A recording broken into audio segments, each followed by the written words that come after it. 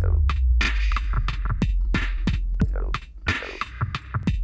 I was young, I made rhymes, I made beats for the time, for the streets, for every rap and beat. I counted lines and speed every week, and then I make it. Sorry, this is an album review for Hail Mary Mallons, Aesop Rock and Rob Sonic both have been around for quite a while. Aesop Rock's been a big staple in the underground hip-hop scene since the late 90s. Rob Sonic, I believe, had some albums with a band called the Sonic Sum, which are quite good. I checked them out. If you search up on YouTube, they're pretty smooth. They're nice, yeah. Anyways, Bestiary is the latest album from Hail Mary Mallon. I had one album before in 2011. It's called Are You Gonna Eat That? I haven't listened to that one yet, but I'm gonna get to it right after I digest this monster, which is a fitting word because that's kind of what these two are on this album, and the title of the album, Bestiary. Bestiary in medieval times was a kind of like an encyclopedia for monsters, or not monsters, but beasts. So it's a fitting title. I love this album. I've decided. I've been listening to it for the past 2 or 3 days, and I find I'm picking up more and more as I go along, and that's always a really good thing.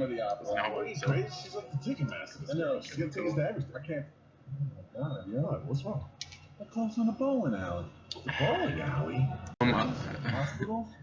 Aesop Rock's lyricism is, sometimes he gets criticized for being almost too wordy or too complicated, or people get confused trying to pick up what he's trying to say with his rhymes. But you almost just have to take it in as it is. It's quite poetic, really. There's some sly shots at religion, there's sly shots at many different things on the album, but I think Aesop Rock says at one point he's drinking that heresy punch.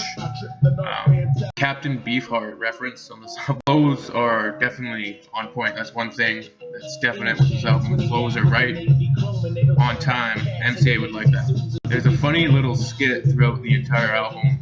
There's 2 or 3, maybe 3 or 4 of them, about it's Aesop Rock and Rob Sonic, and they're talking about this bowling alley that's going to be, they discovered that it's going to be closing down, so they decide that they must have a fundraiser concert to raise money to save the bowling alley.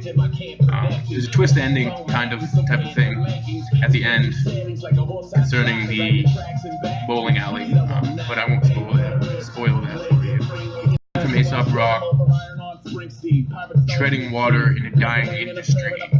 He's quite the writer when it comes to imagery, and they have a cohesion when it comes to their ideas. There's a lot of animal references, and references to obscure pop culture things like Aesop Rock is known for, and Rob Sonic. But the lyrics are packed. They're packed. These bars are packed. Rob Sonic, I'm sure, is an underrated MC. Most people have no idea who he is. One of the lines I thought was good there says, "Eat shit, die like it's just for men." And that's after quite a some wordplay with hairspray and different hair products and whatnot. But yeah, he's underrated for sure. He's got, I think, 2 or 3 solo albums before. I have Alice in Thunderdome. I'm gonna get to that. And a Sabotage Gigante. I don't know how to pronounce it. And he has one more called Delicatessen. Underrated producer and MC. I think he only did 2 tracks on this album, but the majority of the production is by Aesop Rock, and it's banging. So yeah, it's good. Those are definitely on point. The bars are, the timing is perfect. Albeit maybe a little repetitive. It's like they don't vary up their flows very much. King Cone is a highlight for sure. The song King Cone. The beat on that is insane. It's crazy. I love it. Both of these guys on this album, they throw so many words at you that you pretty much need to listen to 2 or 3, 4 times to pick up what they're trying to say. You just have to, or you're not going to get it. It's just going to fly over your head. So, and you have to pay attention to the lyrics. I was listening to this album with a few people, and they're saying, I have no idea what they're saying. I have no idea what they're just babbling. Blah, blah, blah, blah. You have to listen to the words. And as Rob Sonic says, they're a machine cleaner than 3 Marines' mother's rooms. That's lyricism. Another highlight track is Dollywood. It's awesome. It's got this kind of bouncing beat. And I think it has a mouth organ sample in the background, which is friggin' awesome. But yeah, awesome track.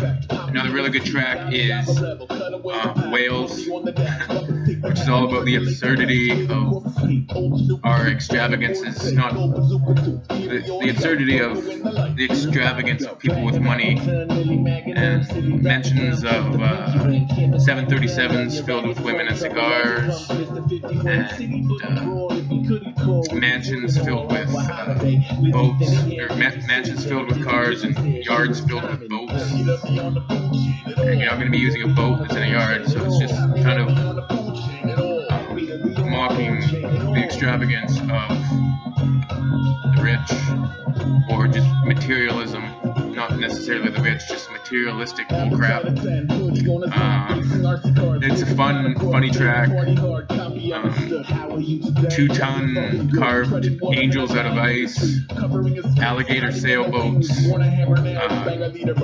glass eyes with money symbols in them, like just absurd stuff. But it's good. It's really funny. It's kind of a grubstake too. I listened to a few tracks from the first album. And there's one song in there called Grubstake. It's kind of like a Beastie Boys throwback type of song, and those tracks are cool because I like that type of stuff from the 80s and early 90s hip-hop, with just everything that went, just the golden age there of hip-hop. So yeah, put Whales on just for you.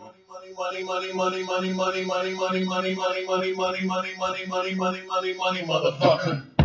Money on my motherfucking mind. Cut 5 haircuts at the same time. White gold pants, jet ski, made a wine. Foie gras bust of Albert Einstein. Get money. Money at my motherfucking mouth. A mansion, a ranch, and a camp in a town. A motherfucking store with the floor made of scalps. Bobby from the block don't got rocks, he got Alps. Get money. Money in a motherfucking jar. Shark fin pastry, summers on Mars. 20 motherfuckers Now, in a I'll play Grubstake.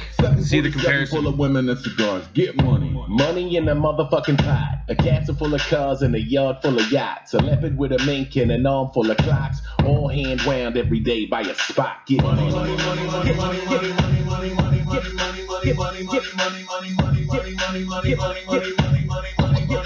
Get money, motherfucker.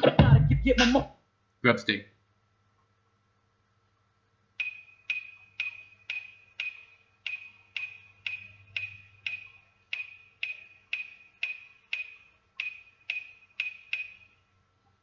Cold pop jump outside Grubstake. Yeah, see, I think it's a sequel. Till the Polk Street bus came. Bus came. Dumb late. Kind of a posse in effect Clock, tattoos, by the Beastie Boys type thing. Awesome. I think I seen a hooking at the Burger King. So, I don't know if it's just me, but something comes across is that they're kind of like underdogs or outcasts in the hip-hop world, or just the world in general. Kind of curmudgeons or reclusives.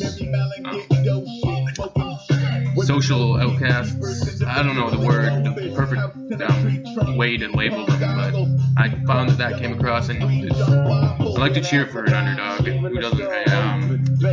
So yeah, it's like they come across as these underdogs, and they're against all of the mainstream bullshit and crap music out there. So that's cool. On the tracks where Aesop Rock and Rob Sonic, but more Aesop Rock, get really wordy and really poetic almost, and he uses words that most people aren't going to know the definitions of, yet alone ever even have heard in their life.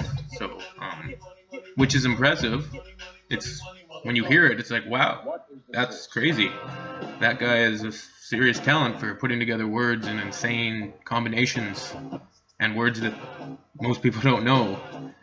But I think that can sometimes hurt him for the casual listener who's not really into taking the time to sit down and try and,